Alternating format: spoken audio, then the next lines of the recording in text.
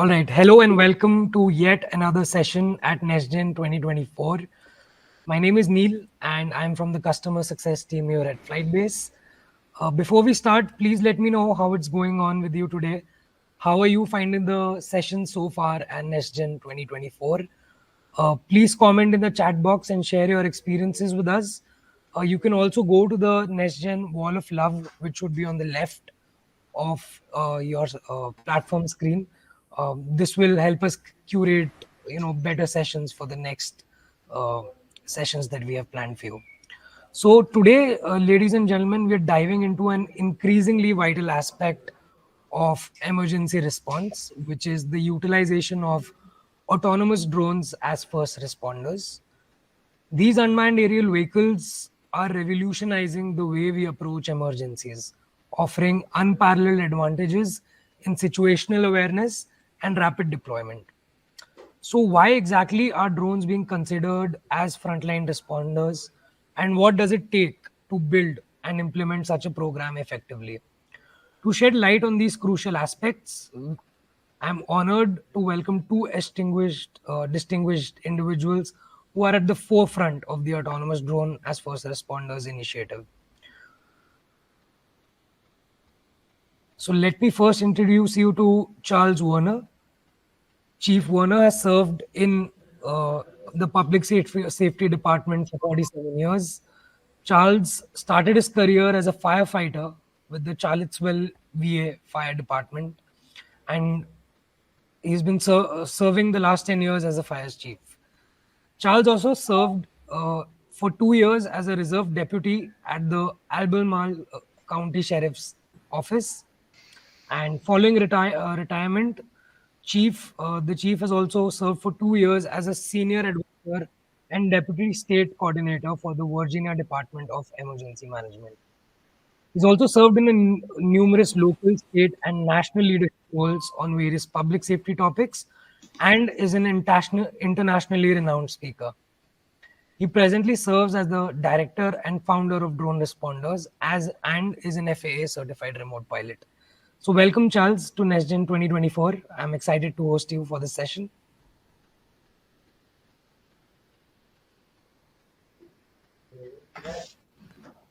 All right. Next up, we have Officer Herbert Oubre, who brings 15 years of experience with the Pearland Police Department to the forefront.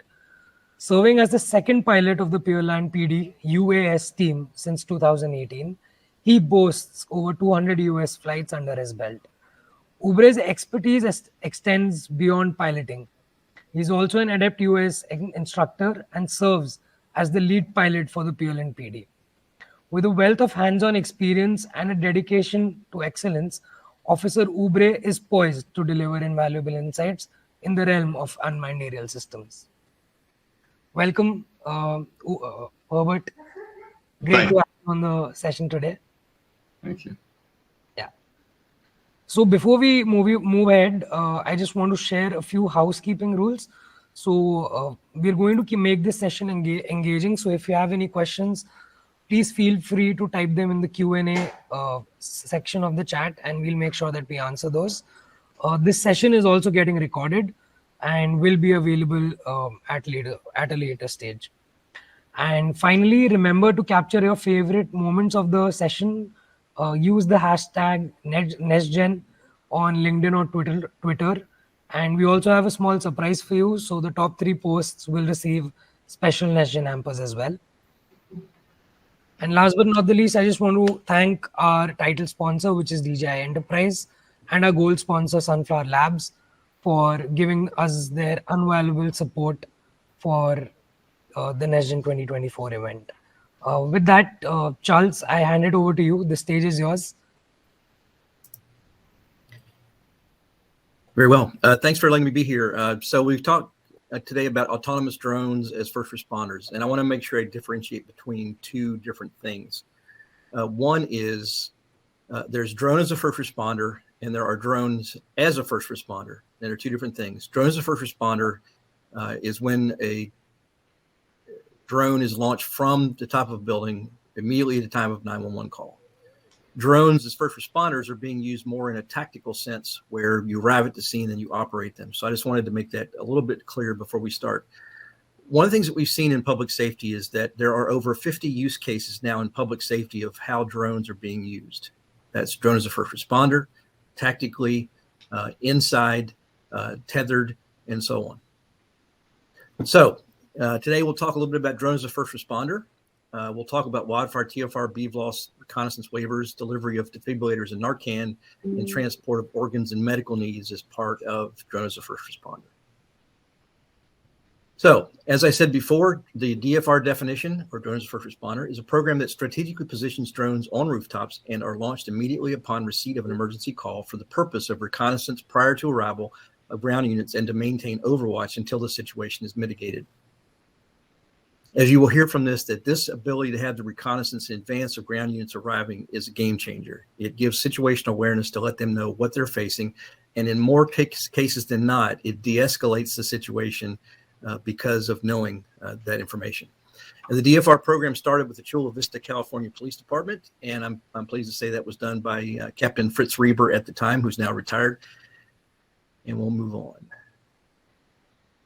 So in Chula Vista, this is an example from 222 of their statistics. So far, total calls responded to by drones as a first responder has been over 18,000. In DFR assisted arrest equaled 2,537 times. The DFR deployment avoided dispatching a patrol unit over 4,000 times. What does that mean? It means you're putting units back in service that can serve the community. So it does help in the service to the community. DFR first on the scene, 13,000 times plus. And the average response time is 93.79 seconds. And the average response time to all calls is 111 seconds. That's pretty impressive. So benefits of drones as a first responder. First of all, it enhances safety for all involved, the responders, the people on the scene, and the community.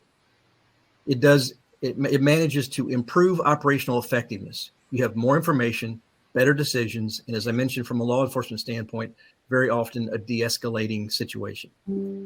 For the fire service and others that we're encouraging to use DFR, they get a chance to get reconnaissance on structure fires, wildfires, hazmat situations, and more. And most importantly, it provides real-time situational awareness to whoever the responder is. And it can be transmitted usually by streaming video to anyone that has a need to be able to see this information in real time. And that whole idea of putting units back in service is where it becomes a force multiplier. It enables you to see the situation from the standpoint of what resources are needed, what resources are not needed, but it also gives you that situational awareness as the situation is unfolding so that you can plan and respond to it accordingly. And it provides rapid reconnaissance prior to the arrival of ground units, as you've already heard. So now we're going to switch over to Herbert Oubre from Pearland, Texas Police Department to talk about DFR in his department and what they've done. I'm Herbert Oubre. I've been a pilot since 2018. We started the idea of our DFR program following Chula Vista. Herbert? Yep. And we went after a waiver and got our waiver in April of last year, and started our DFR operation. Really in April, we got permission to start. You're muted. Am I muted? I can hear you, Herbert. You can hear me? Yeah, I can. Okay, perfect. Okay. So we started in April. Initially, that was just testing. So it took us a while to get past the test phase into the live operations phase. So Neil, you'll have to tell me when to change the slide because I can't hear him. Probably somewhere around October, November is when we first really got into live operations and going forward. You can go next slide. Yeah, Charles, you can change the slide. So we currently operate 2 DJI drones out of the box. It's a huge asset to us to getting that real-time information on emergency calls. So we respond to not just police calls, but all of our fire EMS calls that within our range. We aim to eliminate the lag time between the caller and the officers on the ground to fill that gap.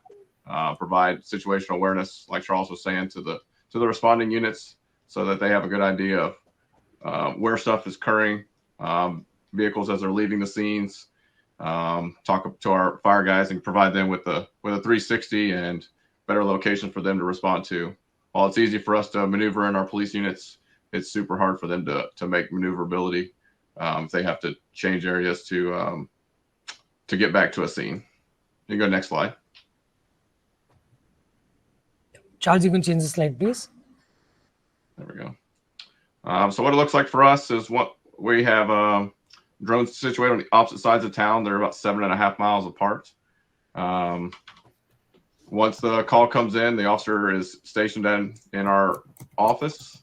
He receives the call on the computer, just like the rest of our units do.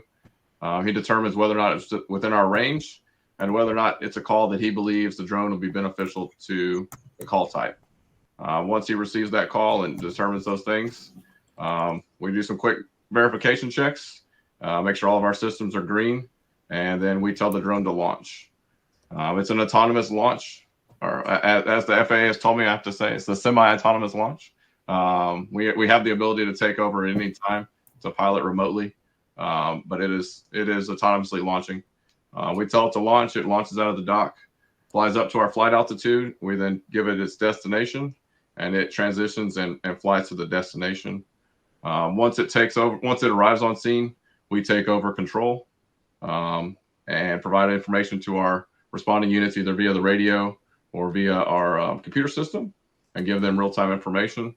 And then we loiter until either more units are there till we're no longer needed. Sometimes it's a couple minutes, sometimes it's 10, 15 minutes we're out. Then we send the drone home on an autonomous flight back to the dock. It lands and docks and recharges itself, and we just make sure all those things occur, and then get ready for our next call. You can go next slide. Charles, can you change the slide, please? Is this video going to work? Let's see. So we're currently using a combination of Flight Hub and DroneSense Remote. DroneSense Remote's still in its testing phase, and we're one of those agencies that are getting the chance to test it. So when we determine a call, we tell it to launch. You can play the video, Charles. Charles, can you play the video, please? There's a play button at the bottom left. There it goes. So it does a lot of the features for us. It brings in our camera systems and flies it to the location. It gives it a radius to kind of get the target location into our view. We're not so much worried about being directly over the target, but within the view of the target. So it launches for us, flies to the scene. We then take over that drone and pick out the intelligence that we need to provide to our guys and hang out there.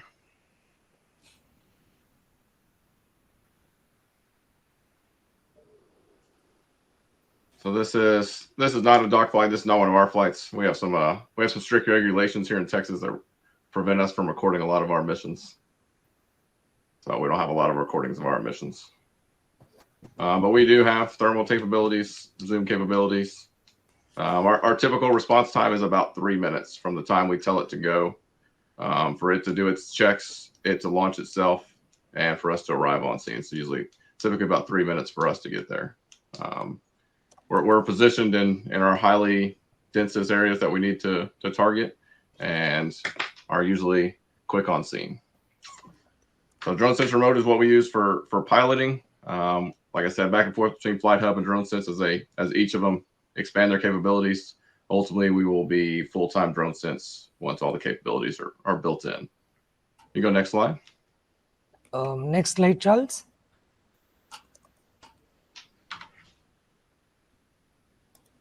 Yeah. There we go. So we're using Iris Cassia G for our aircraft detection.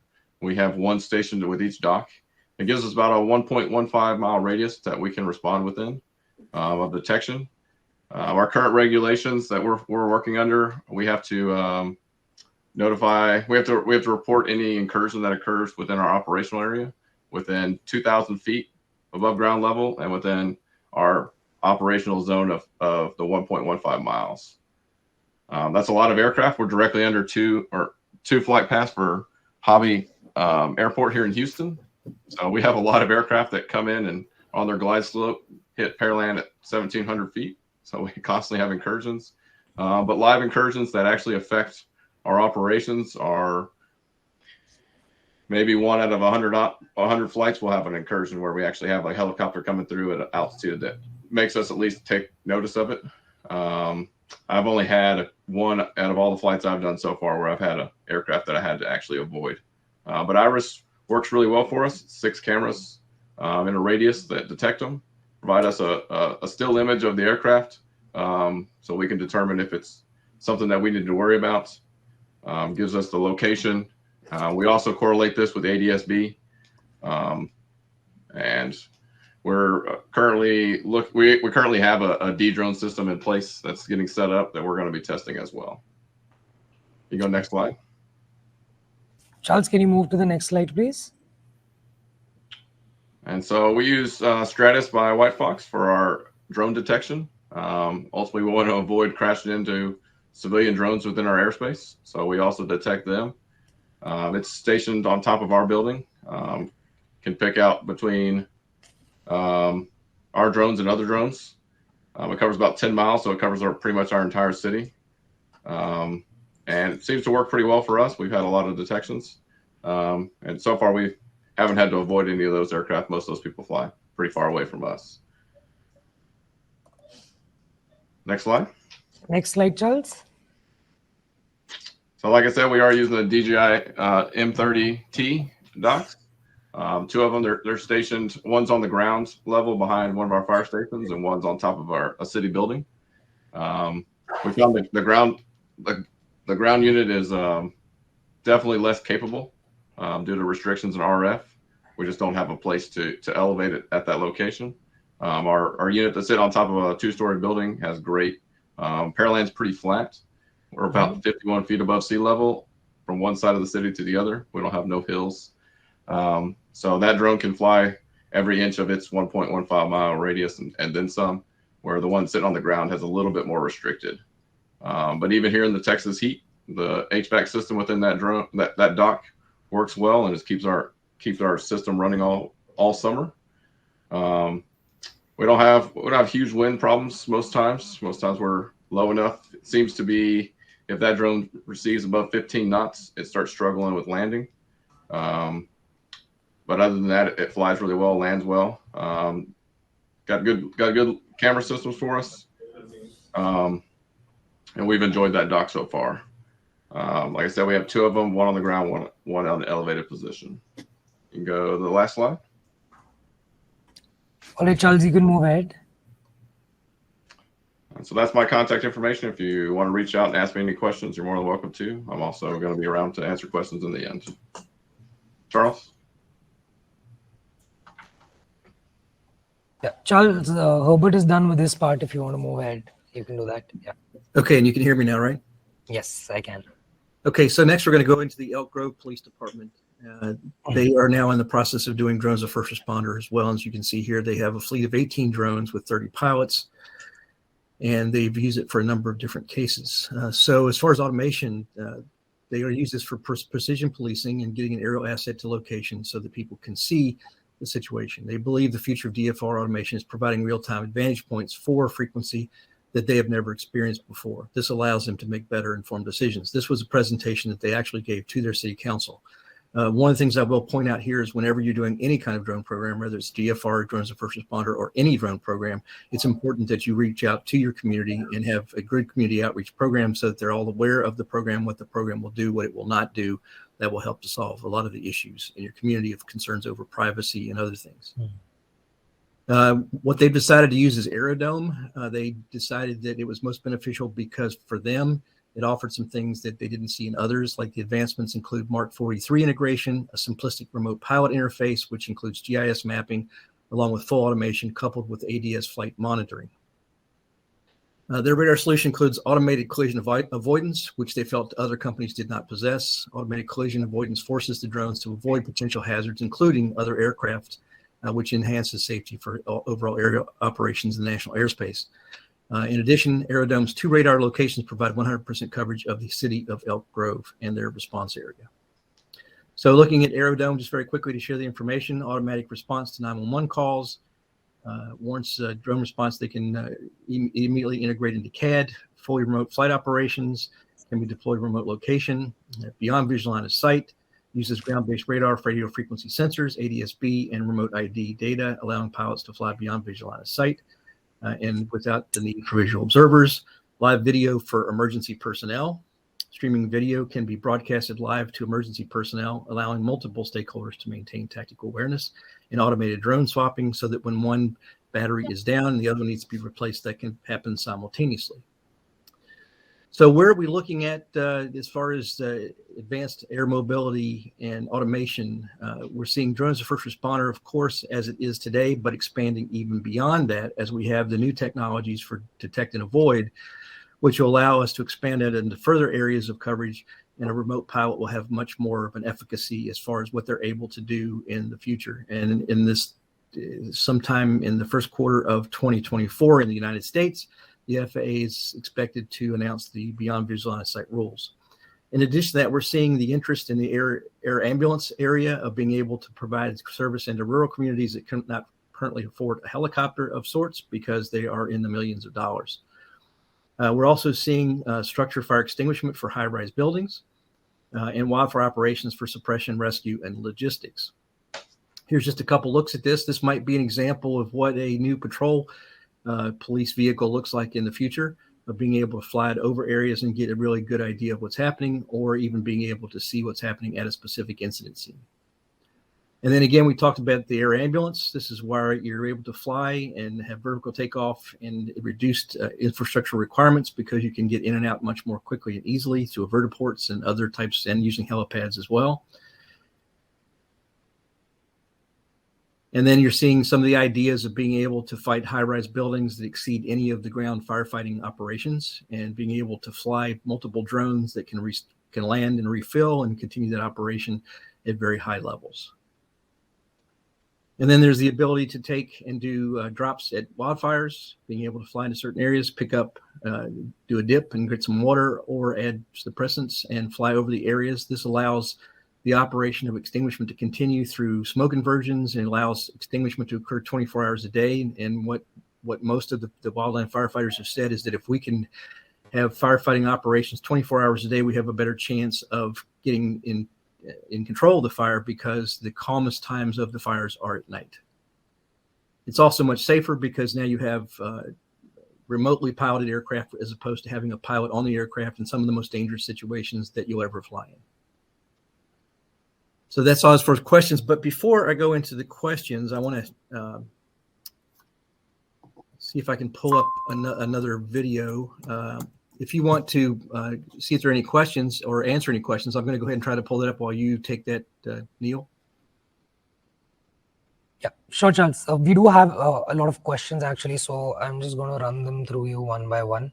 Okay. All right. So one question is, if you're running a DFR program, what are the top 3 functionalities that you would look for, let's say in a drone or a soft platform that you're going to be using? So as a public safety, as someone who is in public safety, you would have some key matrix, or this is something that I need to solve my challenges. If can you name like 3 top functionalities? Please use a different browser. The browser you are using is not supported. Herbert, would you want to answer that? So for us, the biggest things we were looking for was something that we could pilot remotely. That was a huge functionality, something that could recharge and charge, recharge and autonomously launch. Ultimately, here we can't leave our drones outside. Manpower is a huge issue for law enforcement right now. We seem to be having that issue everywhere in the country.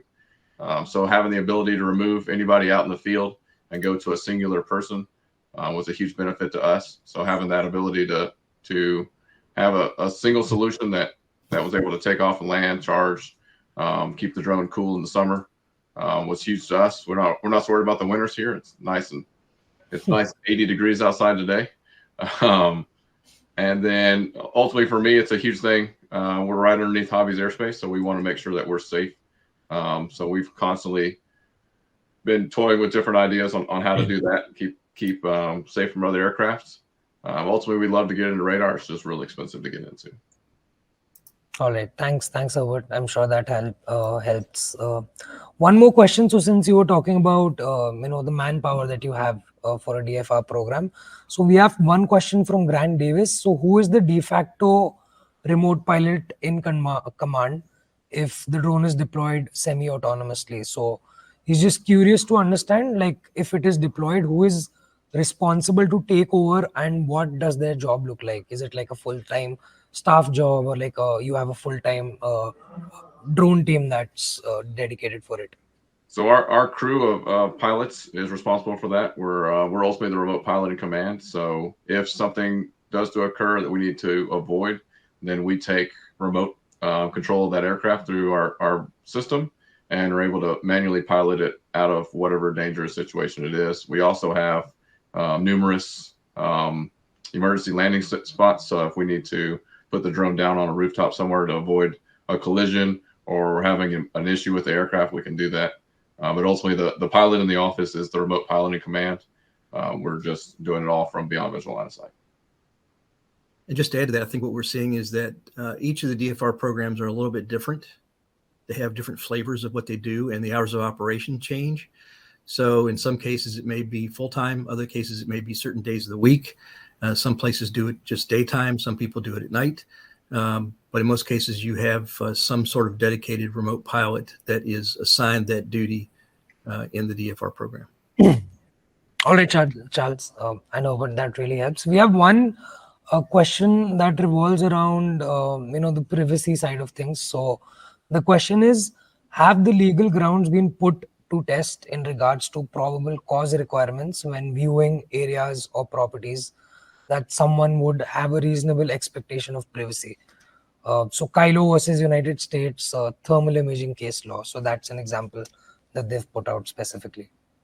Yeah, so we can't go out and actively patrol with the aircraft. That's a violation of the statutes here. But what we can do is respond to an emergency call. And our response to and from that call is with a neutral camera angle, so we don't have any ground view, so that we don't have to worry about privacy of the people underneath us. We're just flying by them. And then once we get to the location where we've been called to, we now have the ability to view that area as an officer would on the ground. And so we're able to transition and use the features of the aircraft in those situations to view those areas. We typically try to avoid viewing into people's curtilage that's not involved in our incident. We don't respond to a lot of residential calls. Most residential calls are occurring within the home, not outside the home. So there's not a lot of need for a drone over those calls. Right? I don't need to take a picture of your house while you and your spouse are in an argument inside. So we typically only fly to those calls if we get reports that the person is leaving and they're going to be driving on a public roadway. Then we'd send the drone to that to go help track that person. But if it's indoors in a residential area, we typically are not involved in those. All right, understood. That I'm sure that helps and gives a lot more clarity on the privacy side of things. We have a lot of questions actually, so I literally have to pick and choose. So what is the number of drones that you can run at a given time, both autonomously and pilot-wise? Also, like, are the pilots restricted to your state, or could it be managed remotely from any other state as well? So so I'll answer both those questions. So it can be managed anywhere. It doesn't have to be here. We had the option of looking at different things. One of the biggest things that we drew towards keeping our pilots in-house is the ability to inspect those aircraft and those docks on a daily basis to make sure they're functional before we send that drone out, because there's no one putting hands on that drone at all. So we want to make sure every day there's someone going up there physically touching those drones to make sure everything is operational before we send it out. And to answer the question on how many, legally I can operate one at a time. So I send it home. Once I see it land and I see it touch down, I can launch the second drone. Except there are some allowances. Chula Vista is able to operate two, one out and one back simultaneously. They're the only one that's been allowed that under waivers. And it really gets down to the understanding of the technology that's being used and how they're dealing with flying over people, those kind of things. So the FAA looks at each one of these cases separately. Yep. All right. So again, since you mentioned the FAA, there's a specific question revolving around how are you managing the regulation side of it? So anything specific that you're doing for the waiver process? So we submitted our waiver, and the biggest thing with them was unproven technology. None of the technology that we're using is proven. Mhm. But it has to be used somewhere to be proven. So we're that test case. So that's why our reporting requirements for aircraft incursions are so wide. Is because they're concerned about all of it. Even though we only operate our flight altitude is 200 feet AGL, and we're reporting everything within 2,000 feet AGL. So they're 1,800 feet away from me, and I got to report it to the FAA. I think in the future those regulations will be a lot easier, and you'll be worried about incursions that occur below 500 feet. We've seen a change. Before we started DFR, we had a lot of helicopter traffic that came through at 200 to 400 feet. Mhm. Now that we have a NOTAM up over our entire city, that we have DFR operations at 200, most aircraft come through our city at 500 feet. So we've definitely seen a change in the manned world and how they operate around us, All right. to make it safer. All right. All right, Herbert. That really helps a lot. And I think we're almost done with the time. So just I'll take some time to wrap it up. Thanks for sharing, coming on to the session and sharing your insights. I learned a lot of things with respect to public safety and drone as first responders. So I'm sure the audience also learned a lot of new things, how this technology, the technology can be used to save lives, and how can it be used like for your current workflows, and the part where Charles mentioned that you are already looking at a lot of other use cases that are very futuristic. So all those things, like having a forward looking mindset on this on public safety, really helps. Before we close, Charles, Herbert, any closing thoughts, key takeaways from your end that you would like to share with the audience? First, I'd like to thank NestGen for the opportunity to present here today to all of you. If anybody has questions, I know Herbert and I are both open to answer questions, and our emails have been in the presentation. I just say that drones as first responder in itself is the most trending operation in law enforcement today, and we'll probably see it grow much more across the United States and the world. All right. Herbert, anything from your end? Closing thoughts? No, again, I'm open for questions. You got something, shoot me. The easiest way to get a hold of me is through my LinkedIn. If you don't want to email me. All right, understood. So again, Charles and Herbert, I want to thank you once again for taking out the time, coming here, sharing your experiences and your insights. We had a lot to learn. I want to thank the audience as well for putting in the time and coming on to this session. So it's time to say goodbye. Coming up, we have the CXO session on drone autonomy as well. So we are going to share the vision for 2030, where industry leaders are going to come on stage and speak about where the drone autonomy industry is headed, where is it now, and what is the vision for the industry for 2030. So if you're interested in learning more about that, you can head over to the expo panel where you can see that session, stage panel where you can see that session. And yeah, until then, see you at the next NestGen. Thanks, Charles. Thanks, Herbert, for your time. Appreciate it. Yeah. Have a great day and have a great weekend. Bye to our audience as well.